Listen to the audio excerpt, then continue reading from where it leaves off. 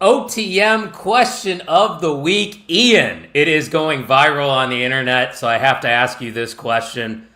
One gorilla versus 100 WWE superstars. Who wins? It doesn't matter what human. If you don't have a weapon, you are fucked. It is a giant gorilla. You're done. Everybody's dead. I'm sorry. So you're telling me if you get Brock Lesnar in there, we're pulling out all the big names for this? Yes, absolutely. 100%. No doubt about it. Gorilla wins. I don't care unless you have a gun or a weapon. Gorilla wins. Let us know down in the comment section who wins, 100 WWE superstars or one gorilla. Let's get to the show. And the trend.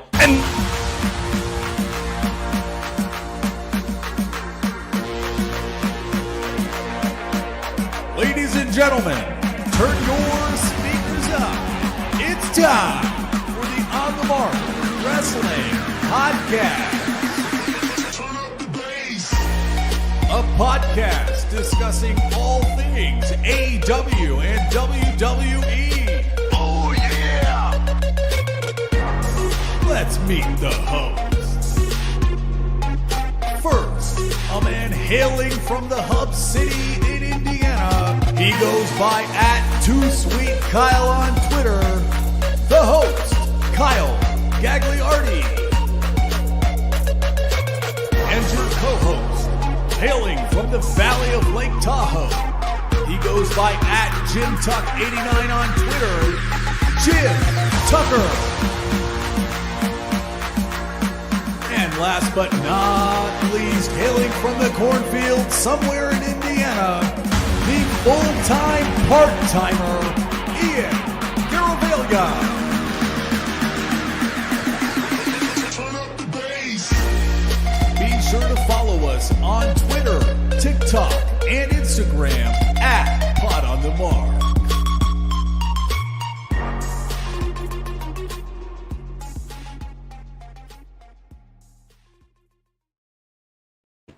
What is going on, everyone? You're listening to the On the Mark Wrestling Podcast, hosted by the Marks, for the Marks, and I'm your host, Mr. OTM, Kyle Gagliardi. And joining me once again this evening is my good friend, Ian Garavaglia. Ian, what's up, dog? What's up, dog? Yeah, work from home. Yeah, literally. Like last week, worked from home today. I don't know how that lines up every Thursday, but I am not complaining. So, in a good mood today. Got to experience the home style with the pups and ready to roll. Yeah, so this is what, the second appearance for Wyatt on OTM then? Yes, I think the first time you just kind of saw his butt because he was laying all the way over there. You were now he is live. Oh, there he goes. Oh, yep, there it is. And he's out. No, he's been weird today. We were talking before the broadcast, and he's been running around, which he's 130 pounds. If he wants to run around, it takes a lot for him to do. Yeah, big boy. Big boy indeed. Love seeing Wyatt on the stream. Love seeing you here. And, of course, as you can tell, no Tuck once again. It's still baseball season, guys. He's a very busy dude. But I can confirm that we will be in attendance, not Ian, me and Tuck, that is, and Ryan Vogus, for our 4th straight SummerSlam. Ian, that's pretty crazy to say. 4 straight years we've been at SummerSlam. Yeah, in 4 straight years, actually, no. You were in Detroit? 3 of the 4 years, yeah. 3 of the 4 years I've been very jealous. But I know my limits. I'll be joining the boys here soon. Hopefully the tradition keeps going on. I was going to say, you're just you're a little young, you know? When I was your age, I wasn't doing these trips. You know, you got to build up that equity. You got to save that money, and then you can enjoy it later on in life. So, Ian, don't worry. You'll be joining us for maybe our 5th straight SummerSlam next year. Possibly. It's the What if it's in Indy? That would be good. See? Got you there, but the chat is alive tonight. Eric Douglas is in the house. I don't even know if he is the MVM, but if he's saying he is, I'm going to believe he is because me and Ian, we don't keep up with the MVM title. Tuck usually does that. Is he our MVM? Because we didn't do one last week. He has to be. I think he is. Yeah, I think so. Yeah, he's ready to go, and he was in attendance for WrestleMania, and that's awesome that he got to experience that live. We got our friend from the Main Event Wrestling Network as well in the chat. The Great Brown Hope says, "We out ya," as he sparks a joint. That's the only way to do it if you're the Great Brown Hope, right? What's that? I don't get it. I don't know either. We can't explain what that is because we live in a state. And the Tribal Chief, who, by the way, just hit 10,000 followers on TikTok, Shout out to Devin for stopping by and hanging out in the chat. Devin, appreciate you saying hello. Hope you're doing well. But Ian, let's get to the plugs before we get to This Week in Wrestling. Of course, we got merchandise available at the OnTheMarkWrestlingPodcast.com. Ian, why don't you tell them a few of the items we have available there? Well, my hat is not in the background. I actually have no idea where my hat is at. It is probably in my closet along with the other 50 hats that I own, but you can get the OTM branded hat, snapback hat that fits perfectly no matter what the size of your cranium is. I wear it around a lot, and that's probably why I put it away in the closet, because I was like, I'd probably take another hat for a spin. Wear it there on it. Yeah, or if you want to wear the shirt that Kyle is wearing currently with the Main Event logo, you could also sponsor, rep the brand of the Main Event Wrestling Network, as we are proud to be a part of. You can get the tapestry over our right, but his left shoulder, or you can get that mug down there too as well. Do have that. Yeah, it's hiding behind there. I'll tell you what, the lighting is a little off for me today. That kind of, my OCD's, coming into play here, but it's been a little warmer out, and I haven't turned the AC on because, I'm trying to save money. So it's that uncomfortable stickiness right now in the condo, humid. Which you know about. You got to get a dehumidifier, man. Does wonders. Maybe I will. I don't know. Chat, do you got any recommendations? Because I don't feel like turning on the AC. Let me know. But Great Brown Hope said, beauty is in the eye when you hold her. Ain't that the truth? Shut up and sit down. Yes, sir. Tim Vicious from the Main Event Wrestling Network also in the chat. And I don't need to see or hear that song ever again. I hope I never do. There should be no reason I have to anymore. Fiend. But hey, we're done with WrestleMania. But we're moving on to bigger and better things, especially next week. Let me tell you about our friends over at Pro Wrestling Ventures. They're going to be doing the Rumble at Rheingeist in Cincinnati, Ohio next Friday. Bell time will be at 8 p.m. Eastern, and we will be talking to the one, the only, Steve, next week at 8 o'clock Central. He will be joining the show. You can see it. Ian's peeking his head there around the corner. These are the things why you got to watch on YouTube, folks, so you can see the graphic work that we're doing over here. But it's always a pleasure to get to talk to Steve, isn't it, Ian? It is. I did tweet out, and I do mean it. He is one of our favorite guests to have on the show. He is, although he is as us marks would say, the man in charge, he is also a mark just like us, and we need to get him on a normal show. He asked us personally if whenever we want him on, he would do it. So maybe one day. Maybe one day indeed. Maybe we'll even talk a little bit about the TV wrestling with Steve, because we know he's keeping up with that stuff as well, so maybe we'll sprinkle that in. But that will be next week. And say his name, and he appears in the chat. It's Dirk Vogus, but he's wishing a happy birthday to Joe Hendry. So happy birthday to Joe. And Dirk, it's a great name. Pretty good name. Well, anybody named Dirk sounds like a stand-up individual. What a name, right? Dirk Van Fleet. Thank you, Dirk. We found out today, too, that Dirk's a big Joe Hendry guy now. Vogus shared that with us. I mean, about a year late, but that's okay. At least you're part of the bandwagon now. Good. To be fair, he only watches WWE, so it's kind of hard for him to keep up with other things. Sure. But we're going to be talking about the WWE today because we are on the road to WWE Backlash. That's going to be happening not this weekend, but next weekend on Saturday. So you got Pro Wrestling Ventures on Friday. You got Backlash on Saturday. And I believe you even have NXT Battleground and Double or Nothing coming up as well. So, Ian, the wrestling doesn't stop. But speaking of Double or Nothing, I got to get your thoughts. Just give me a broad overview on Dynamite last night, because I've really been enjoying AEW recently. I can't remember the last time that I haven't had fun watching Dynamite, especially recently. We were talking about it just through text, like these multi-man tag matches, although they're thrown together and you could probably give it shit for being like, oh, what is the story? There's no logic. Yeah. Yeah. I mean, it kind of makes sense in some aspect. I mean, they're really drawing the lines now with heels and faces, which is good. It's been a good target for them. But, man, it felt like old AEW, which has been so fun and so entertaining. So if you want to break from WWE or just want more wrestling to watch, you could watch some AEW and have a good time. Have they had a good time?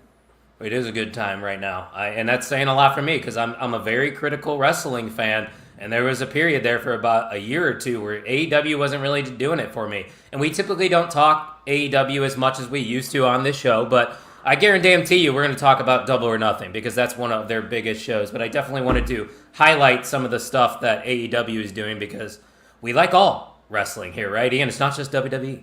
Well, if you ask me, I mean, I'm a big AEW guy only. I actually have about 5 burners on Twitter that you guys don't know about that I just go on to random WWE posts and just talk shit because I hate my life. So you're OTM Lover 69? No. That's not true. You didn't know.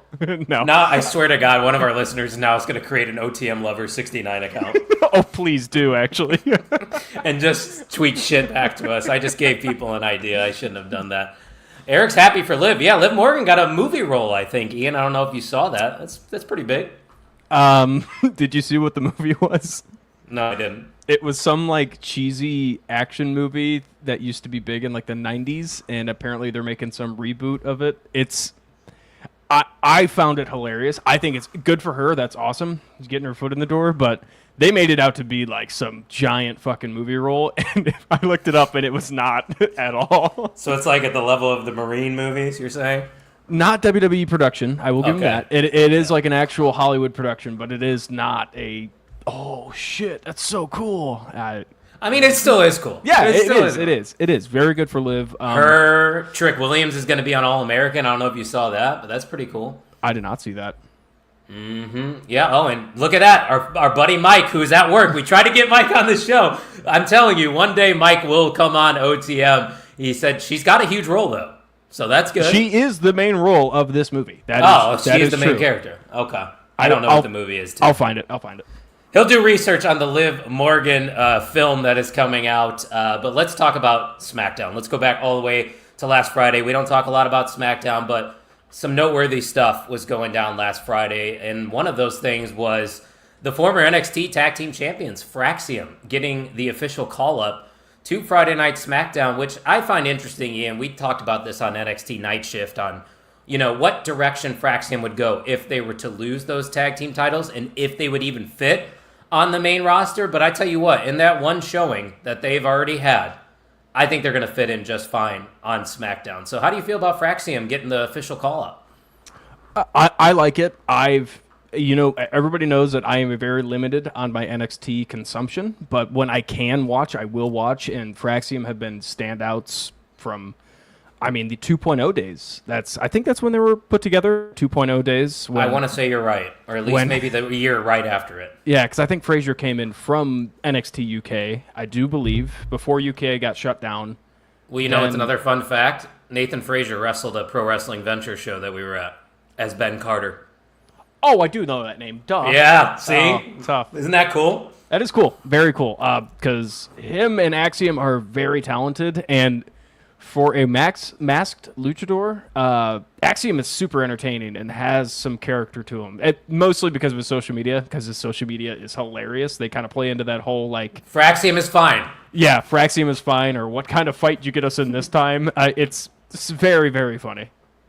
Yeah, I've said it multiple times on NXT Night Shift, which, by the way, if you're not following us, we're live every Tuesday night after NXT. It's at NXT Night Shift on X. Please give us a follow. We're doing some great things over there. But Fraxium, to me, is the best tag team right now in professional wrestling. Across every brand, independents. And granted, I don't see all the tag teams, and I don't know all the tag teams in the indies, but Fraxium has been at least the most consistent team, in my opinion, the last 2 years, because WWE really... And they still are kind of struggling with the tag team, divisions on the main roster. But that was at least one thing that they got right, was with Fraxium, putting them together. I was going to say the only other name that I could compare is probably a Hurt Syndicate. And even then, they're not in the ring extremely talented, but more of a big feel, I would say. But yeah, Fraxium is, like you said, if they get pushed well on the main roster, and they don't get broken up because, the Please whole don't do that. Yeah. man who shall not be named would do that almost automatically. For a fact he would. Let them cook for a while and play their exact same story out on, basically just surviving matches for a while and let that go for a while. You don't have to carry over NXT to the main roster. No, you don't. We get the crossover, but it doesn't mean Right. it has to actually carry over into the stories. I get that. But, man, Fraxium could be that team, I'm telling you, to take those titles off of the Street Profits. Because we've already seen the Street Profits go at it, and we'll talk about it with DIY, with Motor City. So it's like, what's next? Fraxium could definitely be that team. And Mike says that they could be Tag Team of the Year in 2025. They were Tag Team of the Year in 2024 for the OTMEs. So don't be surprised if they go back-to-back. And Eric asked, why break up the Meta Girls? Yeah, Ian, I don't know if you saw that. They broke up Metaphor on NXT. I'm going to be honest, no clue who that is. Oh, wow. See, he doesn't watch no NXT, idea. guys. That's Noam Dar's group with Lash Legend and Jakara Jackson. So they're officially split. I was going to say, I know Lash Legend. That's about it.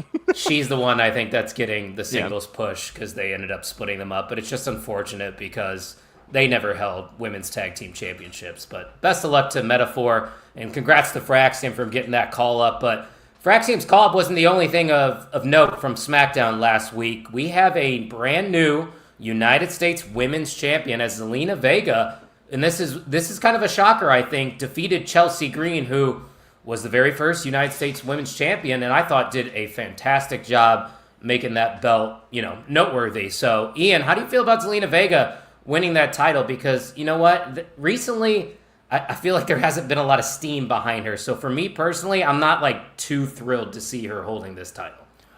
I'm kind of upset by it because I'm not upset by Zelina winning the title. I think she has earned a title. We've talked about her name for a while. When Rhea Ripley was holding the title in their match in Puerto Rico, we were like, man, if Zelina wins this title, we're going to be happy. Like, this will be a good win for Zelina because she had earned it at the time. But she's just kind of in that Drew McIntyre situation where it's push, stop, push, stop.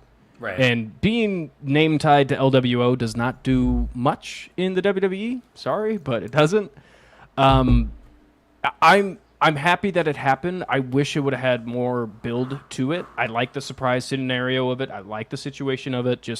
I wish it would have went into, any of the PLEs or like a Saturday night main event. Fucking WrestleMania, dude. Both the mid-card titles weren't defended, I should say. Well, yeah, WrestleMania had some flaws. Yeah. Yeah, I was talking to our favorite referee, Jeremy Tillema, at Wiffle Ball yesterday, and he tried telling me that WrestleMania was bad. And I'm like, that's not the word. Just because a couple things pissed you off, it doesn't make it bad. But I will go off and build off of this little discussion here because I had a conversation, as I said before, if you want to grow and talk about wrestling, just start talking about wrestling and wearing wrestling shirts because I do it at the gym. Anyway, got into another conversation with a guy in the locker room. Well, your clothes were on, right? Clothes were on. But we ended up talking about WrestleMania and how much we liked it. And he was kind of saying the same thing. It's like, it was good, but it wasn't fantastic. But just think about next year. Next year is going to be even better. It's that whole 39 to 40. 39 was a setup for 40 to be that as good as it was. Probably the greatest WrestleMania of all time, in my opinion. So just wait. It's okay. WrestleMania doesn't have to be all of your fan favorites win. That's not how wrestling works. Wait, it doesn't? You're telling me that... Oh, okay, yeah. It can if you root for everyone. That is true. Don't pick sides, guys. Just cheer for everybody. You hope everybody wins. But this was a good point by the Great Brown Hope because I don't remember her winning any matches to earn this title shot or anything. And I think another issue with Zelina Vega, and I'm a big fan of hers, I think she is criminally underrated in the WWE. Hell, she even follows me on TikTok, so we're friends. But that new theme song is not doing her any favors. When her music hits, no one knows who the fuck that is. It's just some generic techno bullshit. You could at least left the LWO theme, right?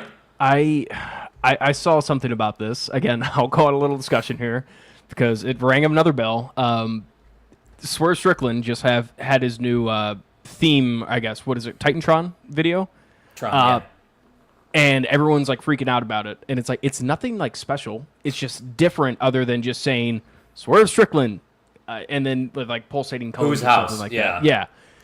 WWE needs to start picking shit up again because we have kind of just been okay, whatever for it's been about 5, 6, 7 years of just since CFO. CFO was the last group that was actually decent. And I will give an excuse for the music. The music is okay, I guess. I could put up with it, but the Titantrons as well, it can add so much.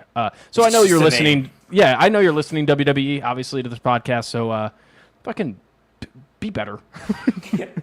I agree, man. It's getting to a point where, all right, I can't accept this anymore. You're going to have to make some changes and make things better because her theme song ain't it. Once again, Zelina, very underrated, and congrats to her. She's worthy of holding that title. Yeah. You just know how I feel about Chelsea Green. I think sky's the limit for her, and I wouldn't be surprised if she's the candidate to win Miss Money in the Bank this year, Ian.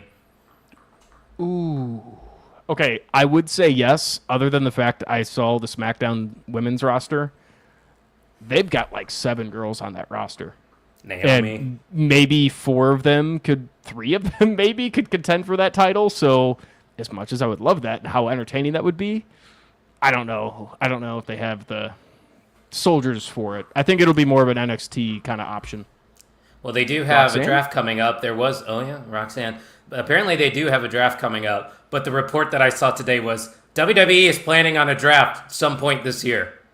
Okay, no shit. Tell me a date. It's not a report.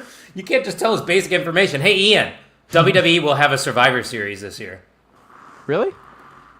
Can you believe it? Some point this year it's going to happen, probably in November. But we got a couple comments to get to before we move on. Yeah, and Eric says it legit sounds like if Nicki Minaj wanted to make a gamer song. Yeah, I kind of get that vibe.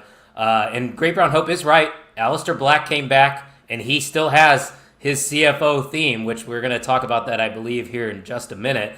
Paperclip Mike, 100%. He said, don't blame her. Blame Def Rebel. Absolutely.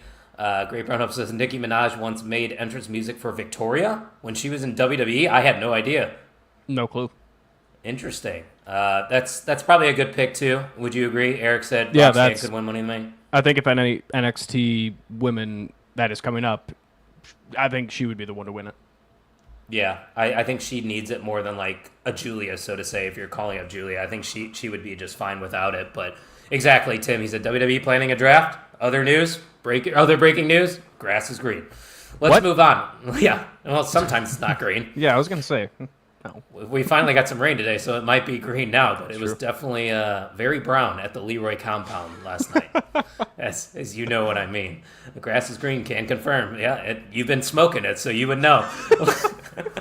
Aleister Black, I'll explain after the show. Oh, okay. Aleister Black is back in the WWE. The lights go out. We hear that old theme that the Great Brown Hope just mentioned, which, great, because that theme... that entrance, that aura that the WWE production team gives Aleister Black is my favorite. This is how I want to see Aleister Black positioned in the WWE, just as a fucking badass taking people out. He doesn't need to jump right into something big. He doesn't need to be in the world title scene. Him attacking The Miz is fine with me, Ian, but I see a lot of people saying, oh, you brought Aleister Black just to feud with The Miz? We got to do something, right? And just having him back, I think, is exciting in itself. Yeah, I mean, they had Rusev come back and face a tag team, so it's okay. We're just trying to get your feet in the door and reintroduce these characters. Mm-hmm. It has been a long-ass time since Aleister Black has been in WWE. It's been a while.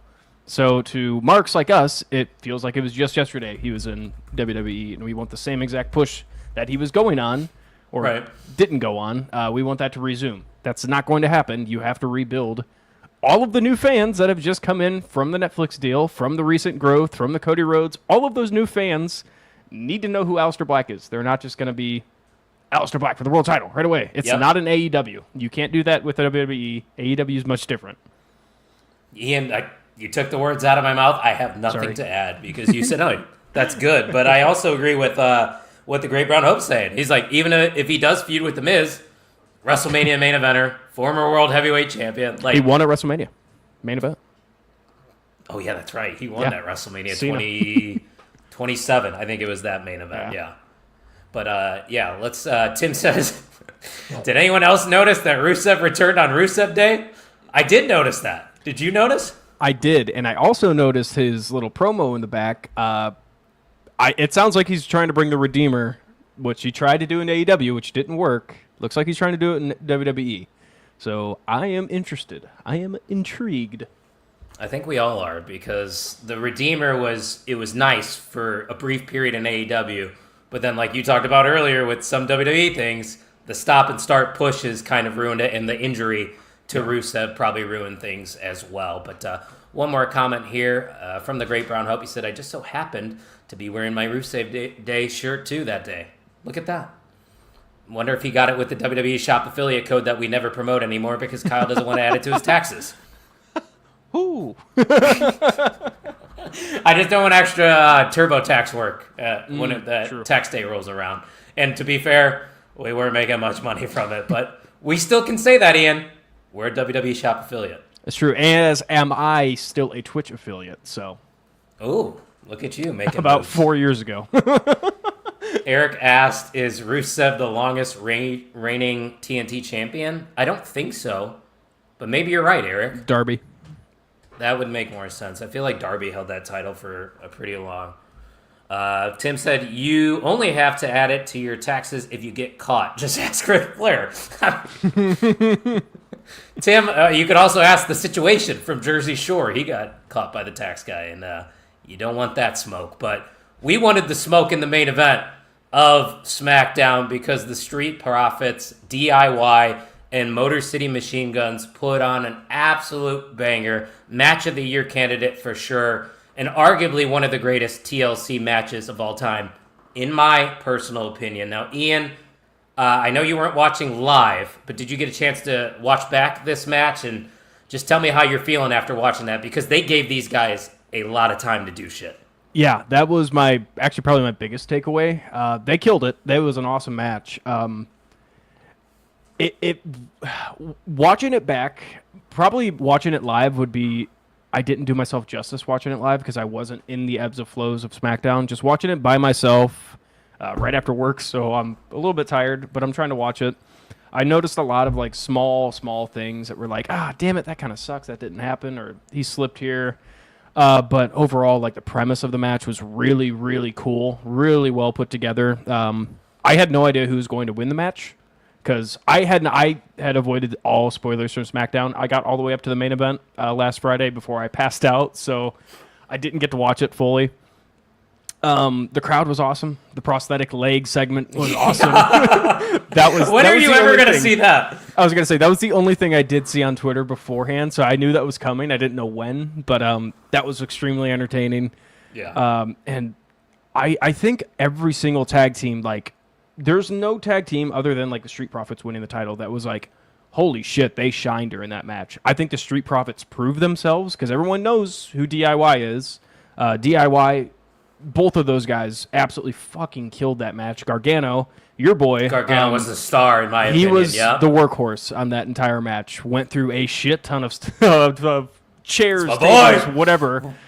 Dude's a menace. And machine guns were all right. They don't do it for me, brother. I know that's going to be a hot take. And I think the problem is, Ian, we've talked about this before. What are their characters? They're just good wrestlers. Why do I care? I don't know, man. But the match was great. Like, that's not taking anything away from the match. Like Tim said in the comments, if this isn't on someone's match of the year list, they need to get slapped with that dude's prosthetic leg. I mean, yeah, too, like Eric said, the spear from the top of the ladder. I want to give some shine to Angelo Dawkins as well. And I know the Great Brown Hope's going to like this, but Angelo Dawkins is someone that was kind of in the shadow from Montez Ford for the beginning part of their run as a tag team. And it seems like now people are starting to realize that Angelo Dawkins is just as talented as Montez Ford and has a lot of value. And now we get to see a different side of the Street Profits too, which is refreshing. Yes, I agree with you. But I don't think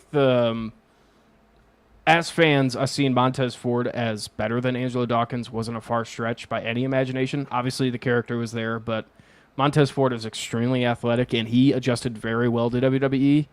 I would give a lot of props to Montez Ford. He could have easily started pitching, hey, give me a singles push. Like we were, as fans back then, we were wanting a Montez Ford kind of singles push to the moon kind of situation. But he stuck with his guy. And Dawkins, I think, now is finally starting to turn that corner, unless he's always been there and he's just getting the opportunity now to shine. But he's a dog as well. At least he has grown up to be the dog that he is. I like what you're saying. I totally agree. And to the people that are complaining about the new theme song, I would just suggest you actually listen to it, Because Yeah, if you it's good. actually hear it on its own, yeah, that's a good jam for the gym. We want the smoke. I like we it. want the smoke. Yeah, it's And chill. and they're heels, guys. It's okay to not like the music. You're supposed to boo them. At this point, we don't know who's heel and who's face in the WWE because the crowd is kind of just doing whatever. Which, by the way, do you enjoy that, or do you think it's kind of bullshit that the crowd isn't buying in? I do not like it because we talked about it last week. It's gotten to the point where WWE is worse than AEW. I hate comparing them. Trust me, I hate comparing the two products. But Well, these are the two companies we watch. It's like it's gotten to the point where WWE has gotten into the whole cool heels a lot more than AEW has been. Like a Ricochet right now, not a cool heel. People genuinely fucking hate that guy. He's just so damn good at it. Oop.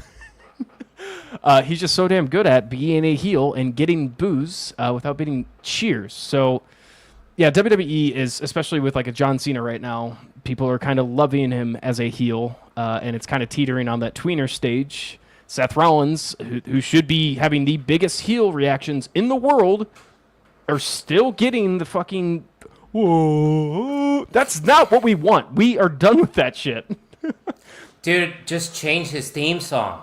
That's how you get people to stop fucking chanting his theme, is you just give him a heel theme that everybody hates. You know, you put Def Rebel on it, people will hate it automatically anyway, so just fucking do it. I mean, Seth does not do himself any justice by doing the hand thing and literally basically asking the crowd to start doing it, so. All right. It's tough. Rant over. It's tough. Should be pretty deadly dethroning the Prophets. Yeah, that's a good option too, Eric. I wouldn't mind that. Gray Brown Hope says the New Day's theme is a banger. Yes, I love that's it. another one. So like a lot of people, and we even dogged on Def Rebel too. There's a few good ones, I guess. I got some Bring back his first entrance theme without the burn it down. Yes, that's the one. I agree. That's the one I used in Wiffle Ball too back in the day. That's a good heel one. I think you could keep the burn it down thing because that kind of goes with the character. You could have the crowd yell burn it down. I think that's pretty badass, but get the booze after. Yeah, so that's all from SmackDown. Let's move on over to Monday Night Raw, where Sami Zayn, as you can see behind us, was given a decision by Seth Rollins whether he wanted to go over to the Blue Brand and just avoid all the smoke with Seth Rollins and Braun Breaker and Paul Heyman, and then if he were to go over to the Blue Brand, he would earn a title opportunity at the next, I believe, PLE. So Sami has this confliction here, which makes a lot of sense for Sami to turn down Seth Rollins, because obviously Seth Rollins, Braun Breaker, bad guys right now. So we can't blame Sami for wanting to do the right thing here. But realistically speaking, Ian, if I'm Sami Zayn, I'm going over to SmackDown. I don't want anything to do with Braun Breaker. I was gonna say I'm running away with the tail between my legs. I am not. I'm not fucking with that. I do like the side of the story though that Seth Rollins isn't necessarily breaking all of the ties and going full on like crazy batshit heel on literally like just be. How can you defriend unless your name is Kevin Owens? How can you defriend Sami Zayn? How can you erase him out of your life? Roman couldn't even do it. I know exactly. So I like that little tie in it. And it's giving that opportunity to show that he is a actual villain. Yeah, and I like how they're positioning Sami Zayn as well. You could tell there's something brewing for him, and I totally agree with what Eric is saying here. The Rumble is in Saudi next year, and I know a lot of people that's going to piss them off, but it would make a lot of sense for Sami Zayn to be set up for a Royal Rumble win next year. And I think that could be the story they're trying to tell. Hell, they teased it last week with Sami and Jey Uso, that maybe he would turn on a Jey Uso. So do you think that's kind of the trajectory here and the plan with Sami Zayn, is that this is a long-term play for him? Yes, but I still think it's a 50-50 shot. I don't see it as writing on the wall heel turn coming up. I genuinely don't, unless Not they're yet. working me. But I hope I'm getting worked because it's really like Sami Zayn's character is very interesting in the fact that like a Kevin Owens, he could be heel one day and turn face right away. It just depends on how the crowd is loving him that one exact day. So he's in a really good spot. Also, I think he's more on the brink of just a explosion into the main event scene. That's how I see it more as. I mean, he's surrounding Seth Rollins. He is with Seth Rollins, and Seth Rollins is... They just make the decision one night, you're going to go for the main title. No one's batting an eye. So Sami Zayn is in that conversation as well. shit, he could be winning the title soon.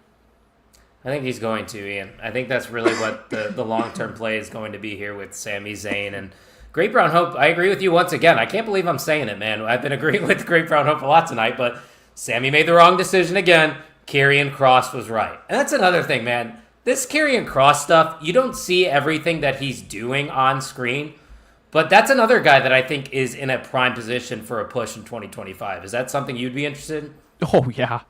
His promo after WrestleMania that people genuinely... That wasn't a promo. Yeah. That was a shoot.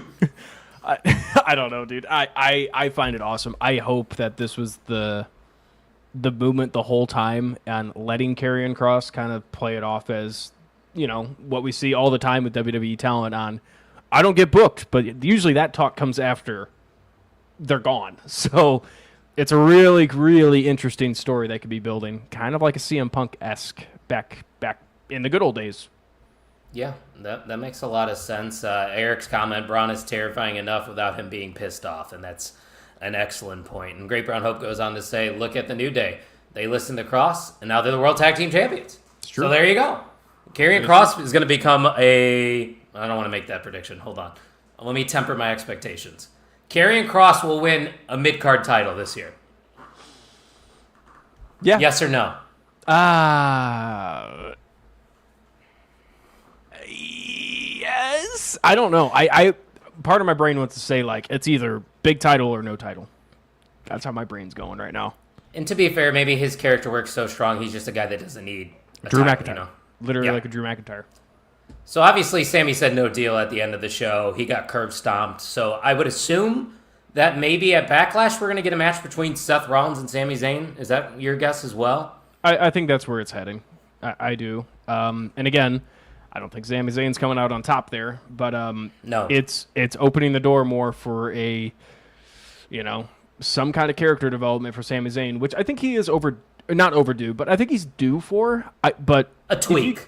If you keep this Sami Zayn, no one is pissed off. Like this Sami Zayn is kind of like the OG Sami Zayn that we all love. He just dresses in street clothes more often. The same outfit every time. We need to get him more. He's like Arthur from PBS back in the day when he was wearing the same outfit every time. Handicap match is what Great Round Hope wants. Seth and Braun versus Sami. I'll one-up you here. Seth and Braun versus Sami and Jimmy Uso. What do you think? Would you rather? I'd rather just see Seth and Sami. Yeah, Seth and Sami. Let Braun be that bodyguard in the background. Ooh, but I do like this. What if Kross were to save Sami? Maybe he comes and tags with Sami. I was going to say, if he tagged with him, yeah, I'm in for that.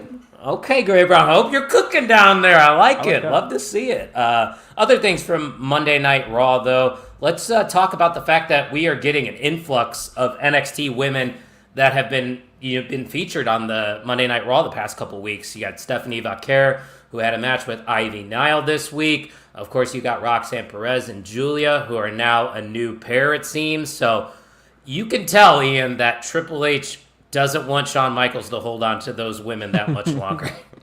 To be fair, pretty cool to see. Yeah, to be fair, all of these women are pretty much they're ready. I mean, they don't need to be in NXT for a while, especially I'm honestly kind of shocked that Zarya is not a part of this, but I think she's doing some great stuff right now in NXT with Sol Ruca, so I'm all right with it. But all of these women are you could slot them into any position here. They're going to fucking suffice. Stephanie Vaquer is the real deal. She's number one right now for me. I don't know about you.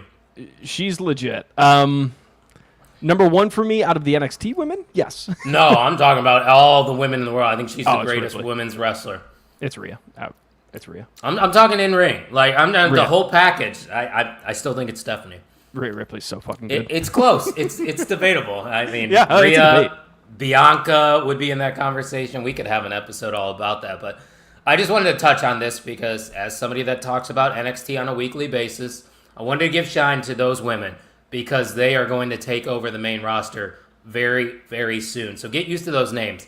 Roxanne Perez, Julia, Stephanie Vaquer, they're going to be here for a while, and they're going to be at the top of the card, so you must get used to it. But Eric says, I like the Julia and Roxanne team. Yeah, it's kind of confusing, though, to me, because last year they were just fighting for the title.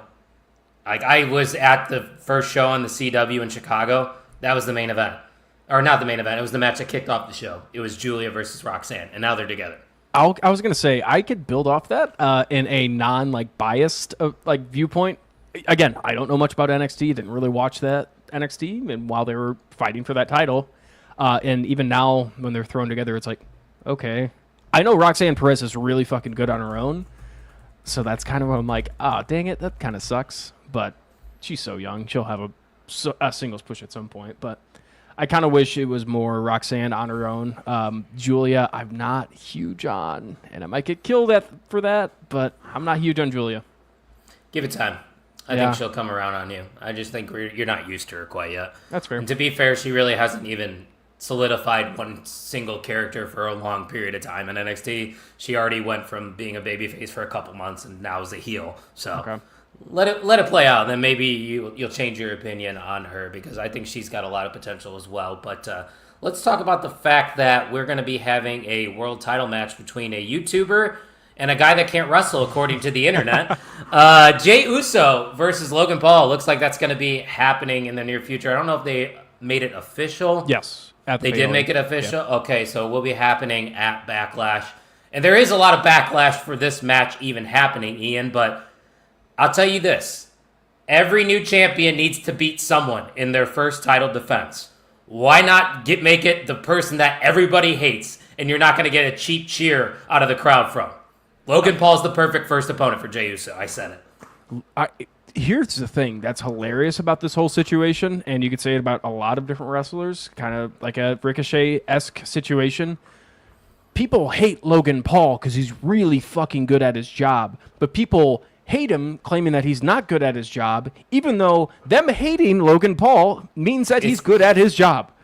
You guys are stupid. Like, he literally earned this match at WrestleMania. I don't care. He beat AJ Styles. On paper, it's like Randy Orton. Yeah, I mean, like, on paper, it's like, okay, well, you're moving up in the ranks. And who is up in the ranks? That's Jey Uso with his new title. This match is not going to be, oh, man, 5-star classic, Dave Meltzer. You know, it's not going to be like that. It's not.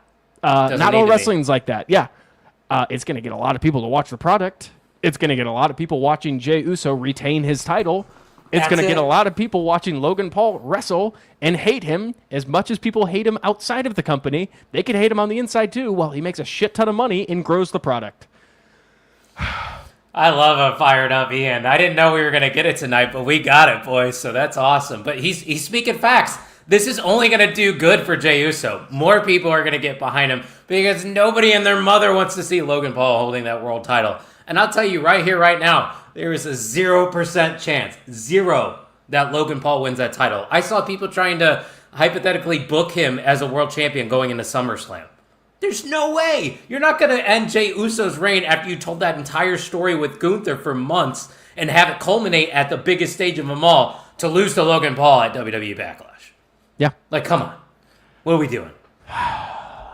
And Eric, I thought so too. I thought it would be Jey and Sami, but once again, I think that's a longer play. Give it time. It's okay. We don't need to rush into that. So this is the perfect first opponent for Jey Uso. We don't care what you think about it, even though you can share what you think about it in the comment section. It's okay. We'll just tell you you're wrong.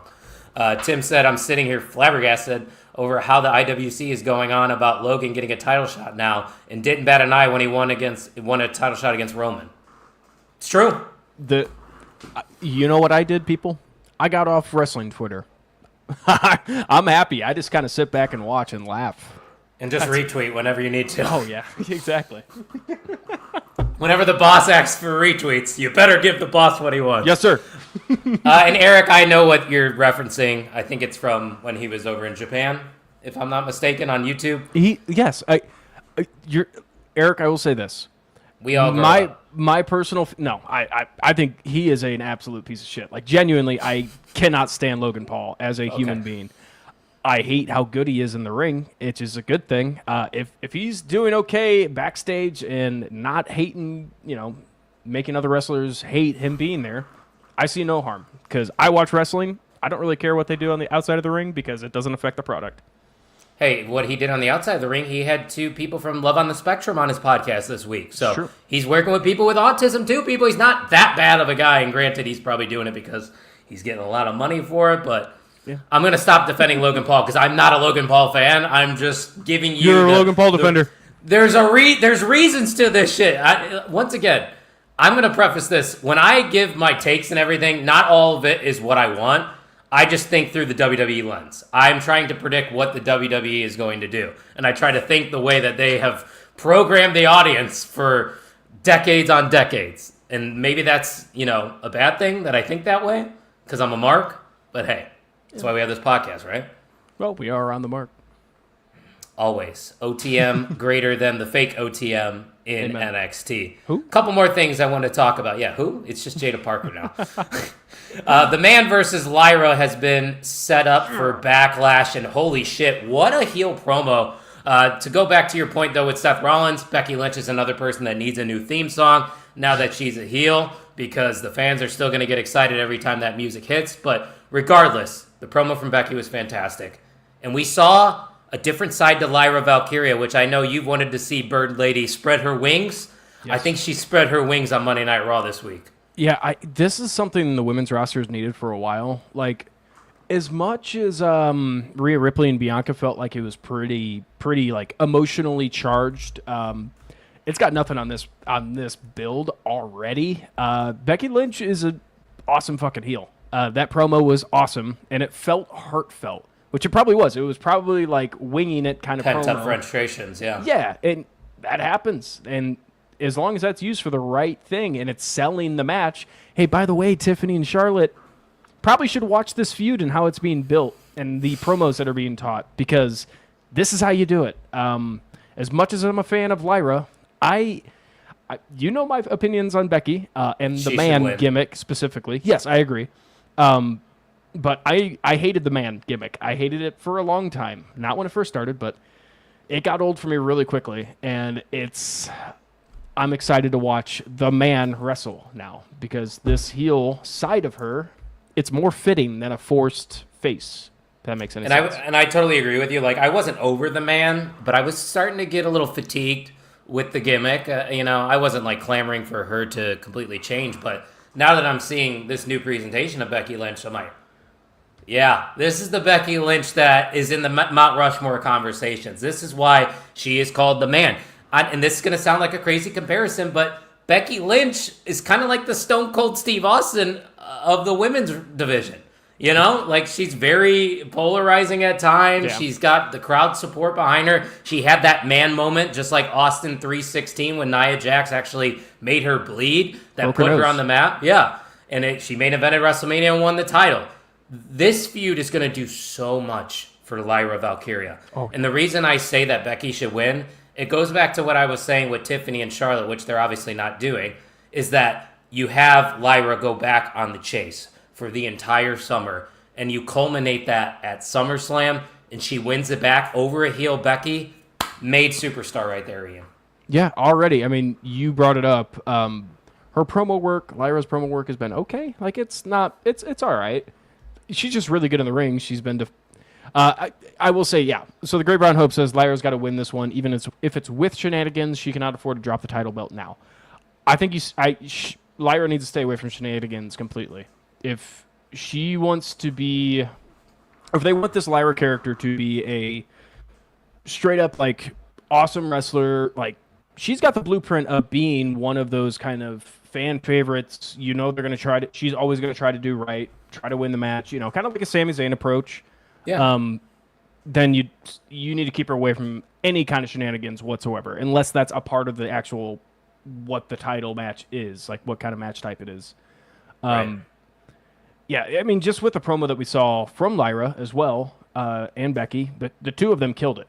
I think this feud, as you said, it can unlock something in Lyra's character that was missing. Because I think Lyra's been there. She's been there completely to be like, okay, she's awesome. She's got the talent in the ring. Her retains and all those title victories that she was having on Raw, yeah, they were flying under the radar because that character was like, all right, okay. Woo! That's all we were doing. We're just wooing. Yeah, but the crowd got into every single match by the end of it. It's just that character change.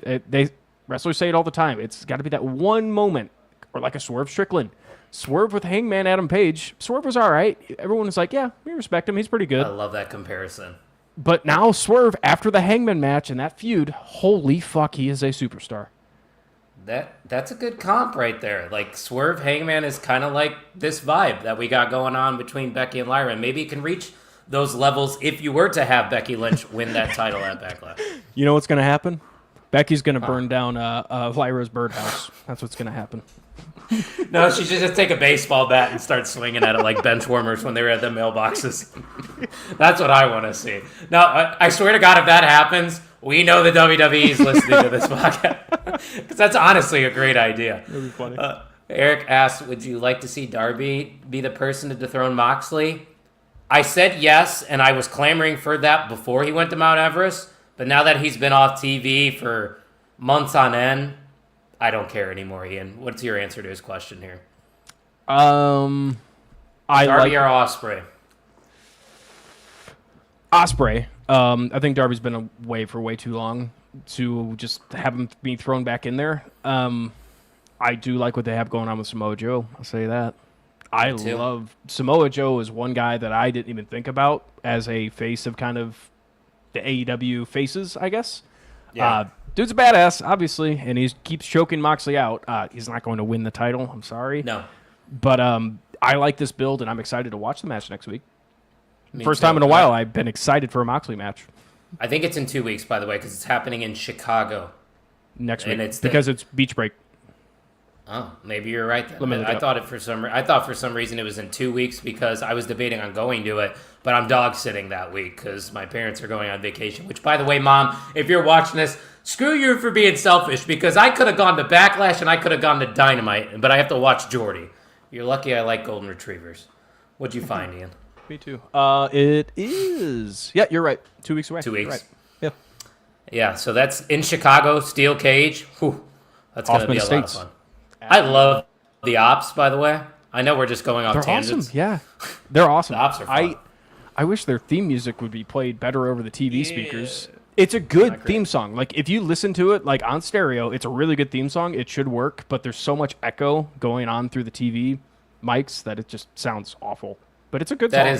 That is one thing that AEW still needs to fix. Audio quality. Yeah, the audio quality is still not there 100%. But one last thing here from Monday Night Raw, and then we'll wrap things up for episode 244. Pat McAfee addressed what happened to Gunther. I'm not even going to talk about the internet because we're not going to give them any more shine here. We're just going to give our opinions on this because, Ian, let me just have you go first because you know what? I can go on for a while about this.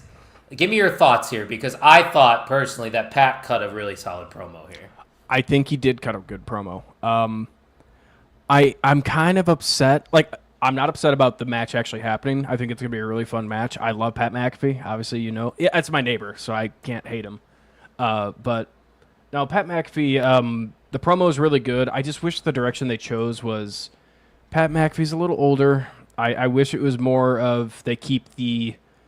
Gunther keeps coming out trying to attack like either Michael Cole, and Pat McAfee just keeps trying to defend him. I like that angle a lot. I don't like the bulking up Pat McAfee. Like, on paper, it's like, you're going to get your ass kicked, man, which is probably what they're going for. That's exactly what it's going to be. Yeah, that's what I was going to say. It's just like, I don't know. It feels a little bit too generic wrestling to me, if that makes any sense. It's not like...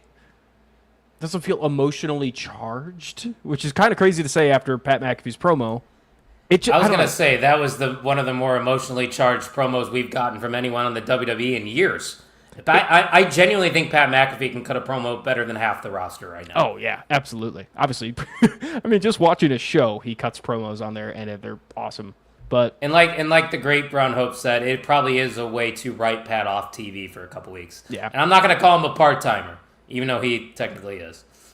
Because he does college football, guys. He's got other things. God forbid somebody tries to come into WWE and change things and not be cookie-cutter, vanilla, boring commentator. Yeah, and by the way, the dude travels literally every single night. He is right down the street from me I think every single morning.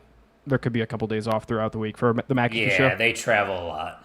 I was going to say, like, that dude is a workhorse. I would be dying from tiredness if I was him. So you're not mad that this match is happening? No, absolutely not. You don't think this ruins Gunther at all? Because Other people would argue that it is ruining Gunther. Nope. Gunther's a piece of shit. Pat McAfee is lovable. What else is there to say? I mean, basic. Yep. Yeah. That's all it is, people. Gunther is going to be just fine. This is his war path now. He's pissed off. He's frustrated that he lost his identity, his title. He talked about it. He's held gold for 85% of his days in the WWE. So him not having that is going to make him lose his mind. He snapped. He chokes out Pat McAfee. Sure, Pat could have sold it a little more on his show or maybe not even shown up to work the next week. But we also wouldn't have got this great retaliation promo. And then it's going to all set up for the murder of Pat McAfee at Backlash. Like, Gunther is literally going to make that dude bleed. We're going to see blood. Yeah. Also, people are giving Pat McAfee shit for not selling it, like, the next day? Is that what you said? Is that like an actual thing? Giving him shit, yeah. Kind of like when Tony wore the neck brace on the NFL draft. Okay, here's the difference, though. Tony got dropped on his head. Pat McAfee got choked out. Yeah. I don't know if anybody out there watches UFC. So many people get choked out in the UFC, and they're up doing an interview on why they just got choked out. Pat McAfee oversold it. I mean, the dude was literally hawking up a loogie the entire way he was going back from the ring last week. Like, yeah, if anything, he overdid it. Yeah, if anything, he oversold. Yeah, which I guess overselling is a bad thing too, but I'd rather somebody oversell than undersell. At least make it believable, and I think that's what Pat McAfee's doing. And that's why I'm saying Gunther's not ruined, because this is just going to put him right back on track. This is him getting his frustrations out from WrestleMania and unleashing it onto Pat McAfee. And this is basically just a reset for Gunther. And then after this, we'll probably get the murderous Gunther that we're used to, you know? And here's another thing. We talk about that Logan Paul effect. Pat McAfee has that same effect on fans, especially sports fans. And what's going on in football? Let me ask you, an avid football fan, what's exciting that's coming up in football here in the next, I don't know, month or two?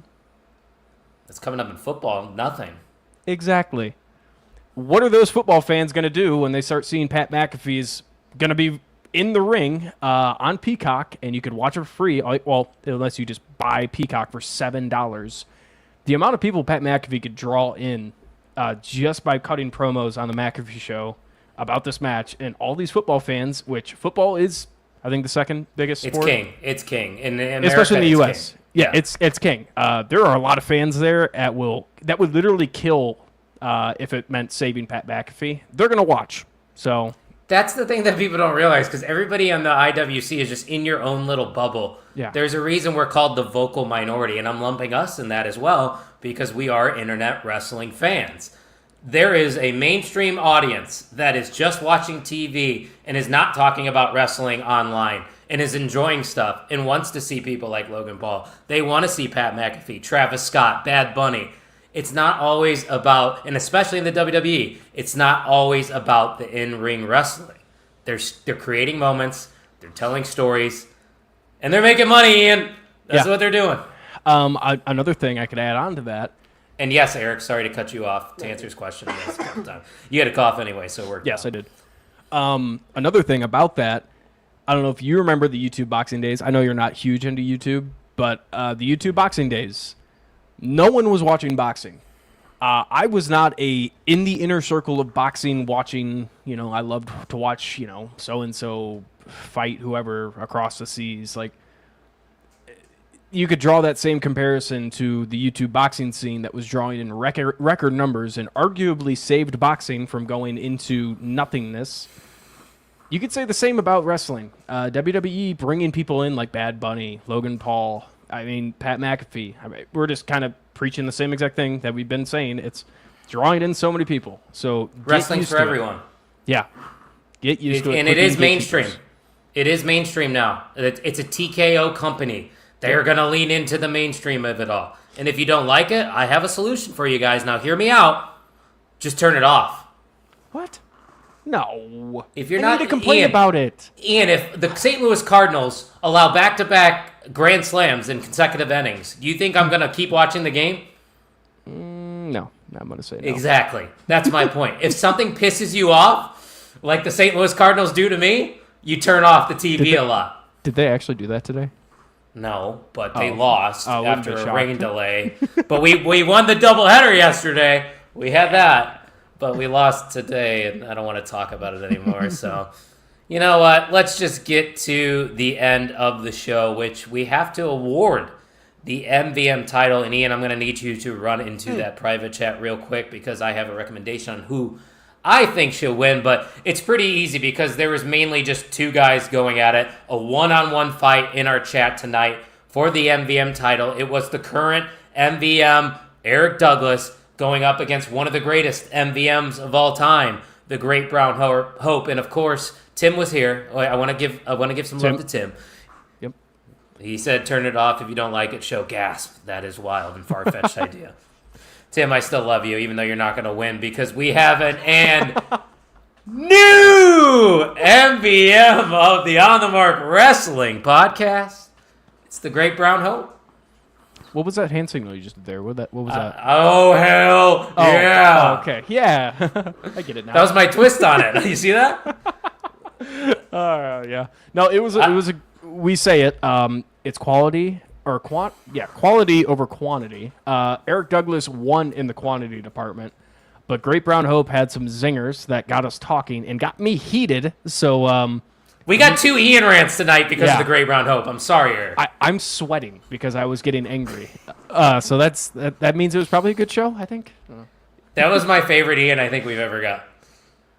I'm just gonna start I don't know how we got it. Yeah, I was gonna say. Show.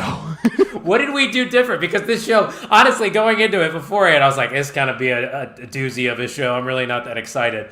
And then we get to talking, and Ian rants.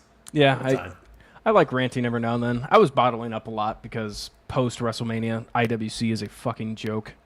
Maybe we should stop just acknowledging that they exist. Maybe we should make that promise going forward. At least less often. Less often. Less often. Okay, yeah, I was going to say, no, there are times I need to talk. The Great Brown Hope brings out the best in Ian. Who knows? Maybe you'll see the Great Brown Hope and Ian together on a mixer again. The Great Brown Hope is the carrying cross to my Sami Zayn, possibly. Oh my God! If I had a soundboard here, that would have been perfect. But we do it live, so that's why we highly recommend that when you do join us, you join us live on YouTube because we are on the road to 500 subscribers. Ian, we are consistently growing. We are gaining 3 to 4 subscribers almost every week. And that's a credit to our listeners who are telling one person, like the Wrestling Junkies always say. And while you're at it, subscribe to the Wrestling Junkies and everybody else on the Main Event Wrestling Network because we are only, like I said, 55 subscribers away from the illustrious 500. And we're giving away some things, aren't we, Ian? Yes, we are. We are giving away a signed Kurt Angle figure. We gave away a signed Rey Mysterio figure. I don't know where that's at in the mail. I really don't know. We haven't talked to Tuck enough. Who won it? Who won it? That's a good question. I forgot. I don't know. Was it Jay Gold? It might have been Jay Gold. It might have been, yeah. But I'll have to ask him. Yeah, I was gonna say Tucky's been away for a little while, but you know what? You know, it'd be really fun if the day that Tucky comes back on the podcast, he has to give away his figure. That would be hilarious. We don't know when that's going to be. Baseball when season his team gets eliminated. I was gonna say it could technically go on for another month or so. So let's give ourselves a month to hit 500. So tell your friends, guys, we want to hit 500 before Tuck comes back. He's not even going to watch this show, so he has no idea that it's happening. I'm just kidding. If you're watching, hi, I love you. I miss you. Come back, please. I don't like him that much. Anyways, I forgot we were live. We have a lot of comments still trickling in, so I got to get to them because the boys are talking. Tucker doing a gimmick change. You know what? he might be. He might be. Wyatt's running, so that means we got to run. And to confirm, Ian, that is correct, right? 600 is when you stream. Yes, I think it is. Yeah, we're gonna hit that. We're gonna reach 600, and Ian's gonna stream for 24 hours, and you get to see Wyatt run for more than just a couple. I was gonna say I'll have to find a way to switch the stream straight from my computer to my phone, and you guys go on a walk. It'll Ian 24 POV. Hours. There's gonna be about right here. Yeah. Oh God, my poor neighbors. Well, you even get the POV when he's taking a shit. Yeah, you will be seeing Wyatt. If you want to see Wyatt take a shit. And me have to pick it up. You know what, Tino? This is actually a fun idea. A 24-hour main event stream. We all take an hour and go live on the network. I'm just thinking about how fucking it's going to be. We have 24 people, don't we? Putting together that would be very difficult, but It's a possible. It's easier for me to do 24 hours by myself than it is 24 different people do 24 hours. I would be able to structure it. Don't worry. I'm capable of it, Tino, right. and I love the idea. So I like it.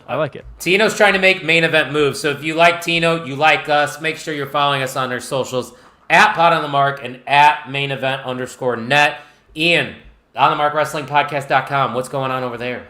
Well, you get your merch. If you would like to support this channel, and this channel not only actually technically goes to the network as well, but anyway, the network too. Yeah, so that would have been. Hold on. No, it goes to the network as well. But if you would like to support any and all of us at main event _net at the back of the shirt, you could wear that exact same shirt, not the one off his back, but the same design. Wear that to some wrestling companies. Support the indies. We always wear OTM shirts and the indies because that's how you get the word out, by the way. So we'll be wearing this next Friday at Pro Wrestling Ventures. Ian, I know you're excited. We love talking to Steve. I've got to figure it out. I am not 100% in for it, but we will talk after. I know. These dogs have changed a lot for me for my planning. So, well, I have to watch a dog too, and I'm still going, but we will talk about that off air. We'll talk about that off air because we will be, or at least I will be there next Friday, Rumble at Rheingeist. Come hang out. If you're near Cincinnati, Ohio, there are still tickets available. So if you want to get those tickets, make sure you're following these guys. They're on the screen right now. And I'm telling you, it's worth the money. Ian, how many shows have we been to? Probably 8. It's getting up there to 10, and that's actually a lot because they don't run that often. But when they do, it is some.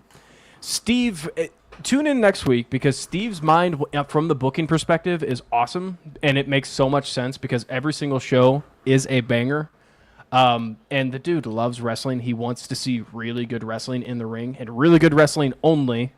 So if that tells you anything about the quality of what the show is going to be, it's going to be really good. Dude, they've had so many big names there. Takeshita is a frequent appearance on that show. Taki, as we know him as. Lance Archer, always at those shows. Brian Cage, Will fucking Ospreay has worked for this company. So if you don't know what they're about, make sure you're following them. And make sure you tune in next Thursday when Steve joined us. We're going to break down that card.